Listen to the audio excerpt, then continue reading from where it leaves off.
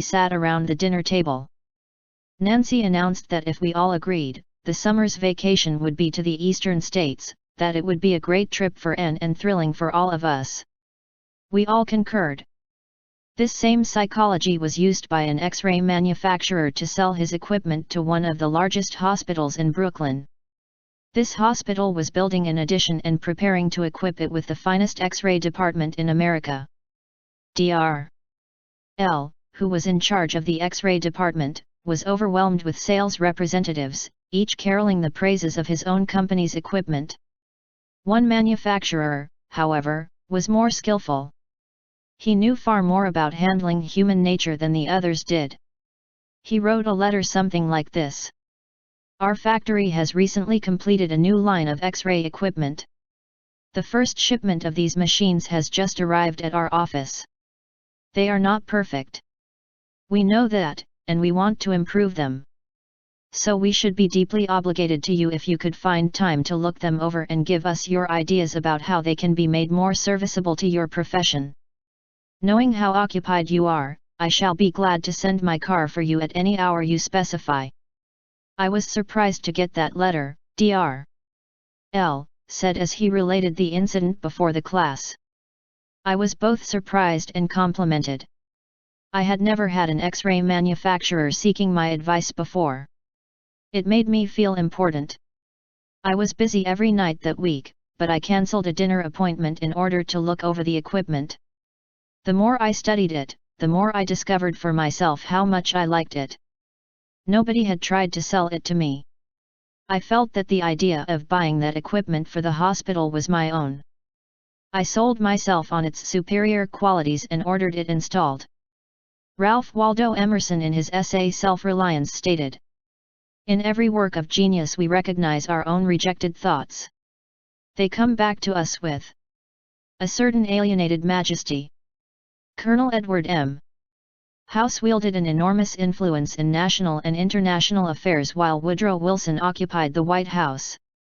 Wilson leaned upon Colonel House for secret counsel and advice more than he did upon even members of his own cabinet. What method did the Colonel use in influencing the President? Fortunately, we know, for House himself revealed it to Arthur D. Houghton Smith, and Smith quoted House in an article in the Saturday Evening Post. "After I got to know the President," House said, "I learned the best way to convert him to an idea was to plant it in his mind casually, but so as to interest him in it, so as to get him thinking about it on his own account.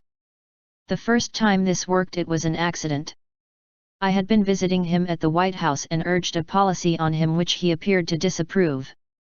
But several days later, at the dinner table, I was amazed to hear him trot out my suggestion as his own. Did House interrupt him and say, 'That's not your idea. That's mine?' Oh, no.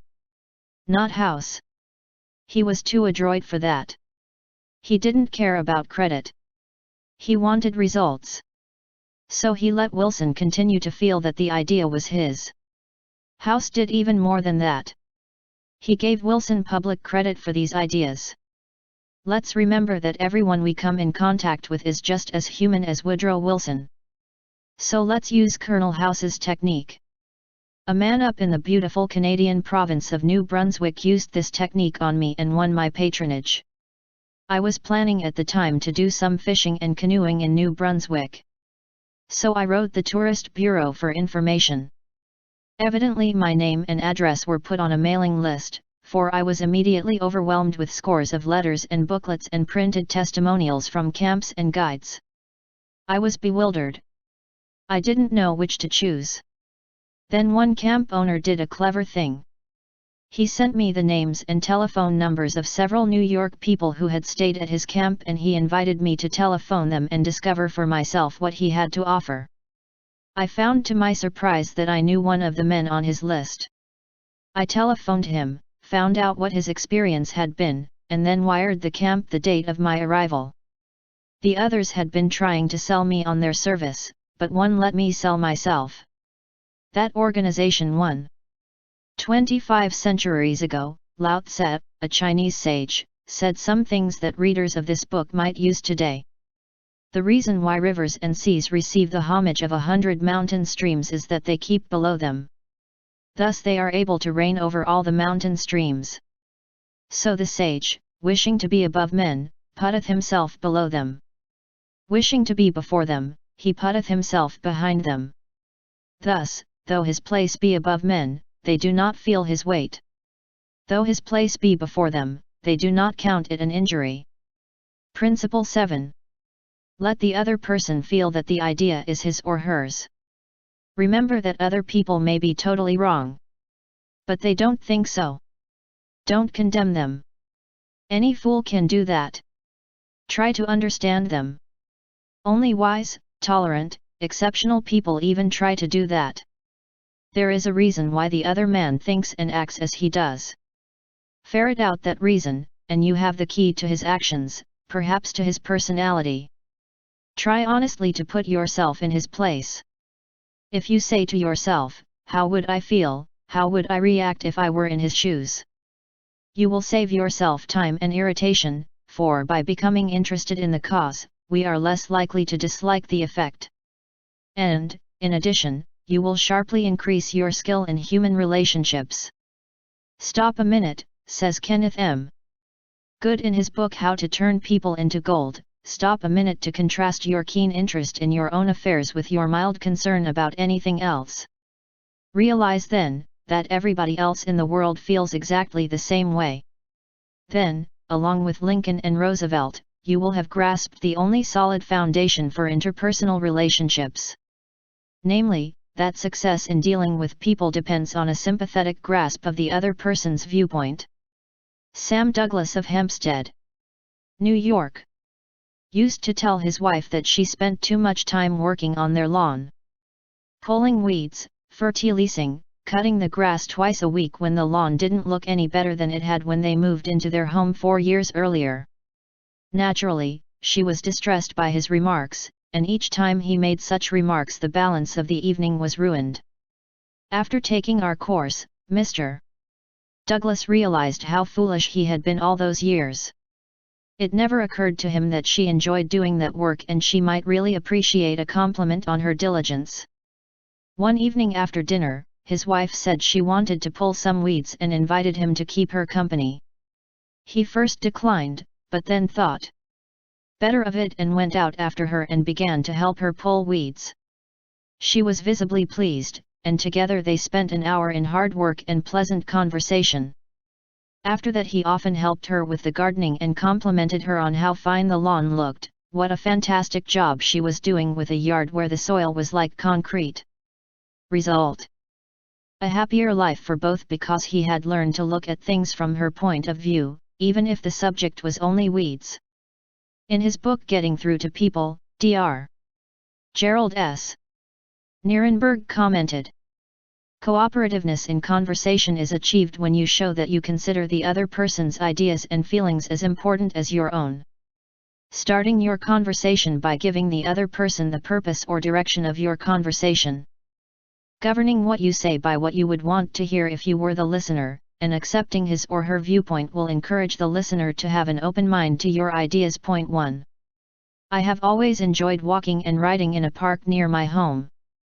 Like the Druids of ancient Gaul, I all but worship an oak tree, so I was distressed season after season to see the young trees and shrubs killed off by needless fires. These fires weren't caused by careless smokers. They were almost all caused by youngsters who went out to the park to go native and cook a frankfurter or an egg under the trees. Sometimes, these fires raged so fiercely that the fire department had to be called out to fight the conflagration. There was a sign on the edge of the park saying that anyone who started a fire was liable to fine and imprisonment. But the sign stood in an unfrequented part of the park, and few of the culprits ever saw it. A mounted policeman was supposed to look after the park. But he didn't take his duties too seriously, and the fires continued to spread season after season. On one occasion, I rushed up to a policeman and told him about a fire spreading rapidly through the park and wanted him to notify the fire department. And he nonchalantly replied that it was none of his business because it wasn't in his precinct. I was desperate, so after that when I went riding, I acted as a self-appointed committee of one to protect the public domain. In the beginning, I am afraid I didn't even attempt to see the other people's point of view. When I saw a fire blazing under the trees, I was so unhappy about it, so eager to do the right thing, that I did the wrong thing. I would write up to the boys, warn them that they could be jailed for starting a fire, order with a tone of authority that it be put out. And, if they refused, I would threaten to have them arrested. I was merely unloading my feelings without thinking of their point of view. The result? They obeyed sullenly and with resentment. After I rode on over the hill, they probably rebuilt the fire and longed to burn up the whole park. With the passing of the years, I acquired a trifle more knowledge of human relations, a little more tact, a somewhat greater tendency to see things from the other person's standpoint. Then, instead of giving orders, I would ride up to a blazing fire and begin something like this. "Having a good time, boys? What are you going to cook for supper?"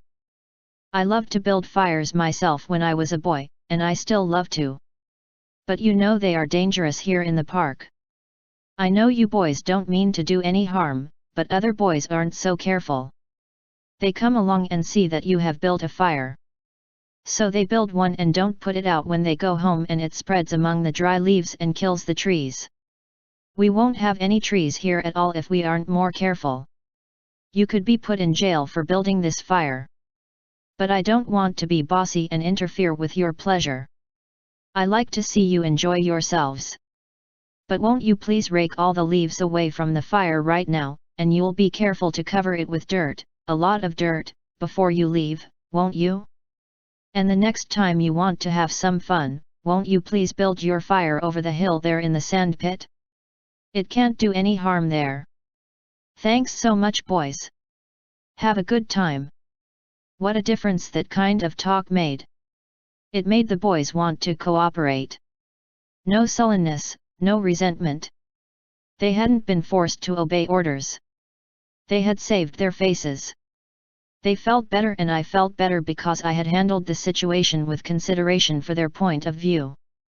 Seeing things through another person's eyes may ease tensions when personal problems become overwhelming. Elizabeth Novak of New South Wales, Australia, was 6 weeks late with her car payment. On a Friday, she reported, "I received a nasty phone call from the man who was handling my account informing me that if I did not come up with $122 by Monday morning I could anticipate further action from the company. I had no way of raising the money over the weekend, so when I received his phone call first thing on Monday morning I expected the worst. Instead of becoming upset, I looked at the situation from his point of view. I apologized most sincerely for causing him so much inconvenience and remarked that I must be his most troublesome customer, as this was not the first time I was behind in my payments." His tone of voice changed immediately, and he reassured me that I was far from being one of his really troublesome customers. He went on to tell me several examples of how rude his customers sometimes were, how they lied to him and often tried to avoid